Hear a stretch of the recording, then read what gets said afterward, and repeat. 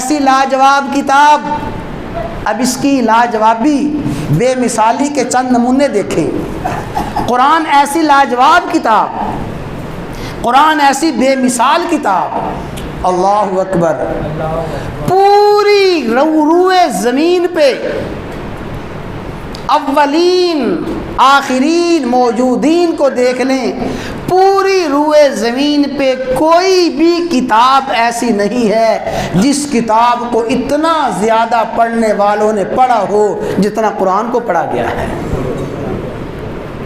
ہاں، پوری روئے زمین پہ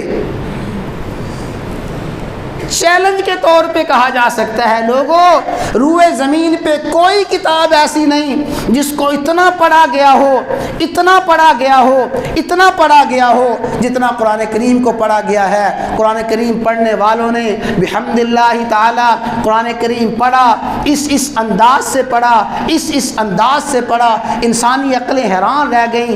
35 40 60 سال تک اپنی زندگی قرآن کے لیے وقف کر دی۔ 60 سال تک قرآن کریم پڑھنے والوں نے، پڑھانے والوں نے قرآن کریم پڑھا، پڑھایا، اور پھر اس کی تلاوت کی۔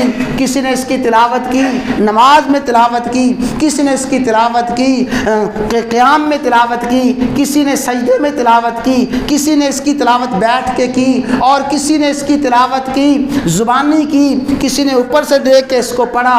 جتنا اس کتاب کو پڑھا گیا، حتیٰ کہ آنکھوں والوں نے اس قرآن کو پڑھا ہے۔ لاؤ کوئی ایسی کتاب نابینوں نے جس کو حفظ کیا ہو، لاؤ کوئی ایسی کتاب نابینے جس کو اتنے پڑھنے والے ہوں۔ نابینوں نے پڑھا ہے اور آنکھوں والوں نے پڑھا ہے، مردوں نے پڑھا ہے، عورتوں نے پڑھا ہے، بوڑھوں نے پڑھا ہے، بچوں نے پڑھا ہے۔ ہم نے دیکھا ہے 70 سال کے لوگوں نے بھی اللہ کی کتاب کو حفظ کیا ہے، اور 5 سال کے بچوں نے بھی اس کو حفظ کیا ہے۔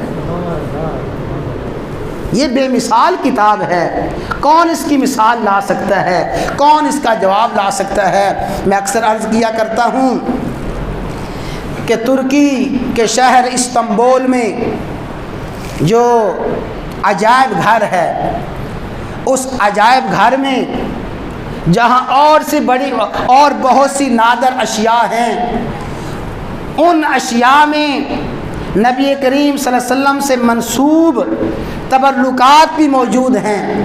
نبی کریم صلی اللہ علیہ وسلم کی ذات اقدس اور آپ کے استعمال شدہ تبرکات موجود ہیں، اور محققین فرماتے ہیں کہ زیادہ قوی بات یہ ہے کہ وہ تبرکات انتہائی مضبوط اور قوی واسطوں سے مسلمانوں تک پہنچے ہیں۔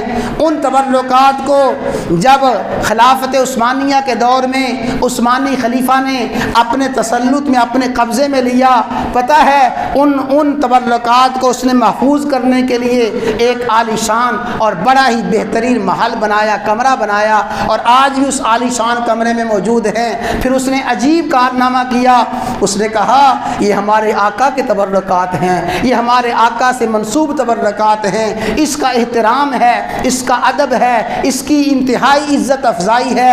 ادب کیا کریں گے؟ 24 گھنٹے میں کوئی ایک لمحہ ایسے نہ گزرے اس کمرے میں تلاوت کرنے والے تلاوت نہ کر رہے ہوں، بس 24 گھنٹے یہاں قرآن کی تلاوت ہوتی رہے۔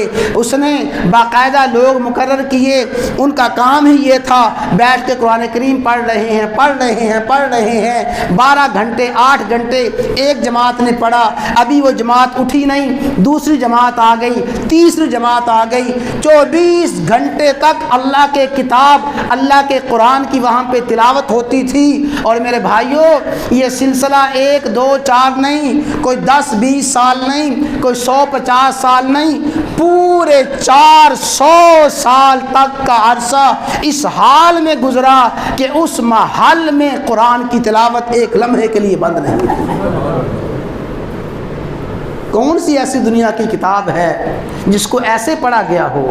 کون سی دنیا کی ایسی کتاب ہے جس کو اس انداز سے پڑھا گیا ہو؟ ہمارے حضرت شیخ مولانا زکریا رحمہ اللہ تعالی فضائل اعمال والے اپنا واقعہ خود لکھتے ہیں، اور شیخ کا واقعہ ہے، اور بھی بے شمار اللہ کے نیک بندے ایسے ہیں جن کو اللہ نے مخصوص کیفیات عطا فرمائی ہوتی ہیں، وہ کیفیات ہر آدمی اپنے اندر نہ پا سکتا ہے نہ اپنا سکتا ہے۔ شیخ نے لکھا الحمدللہ ثم الحمدللہ، میری زندگی میں 30 سال ایسے گزرے ہیں۔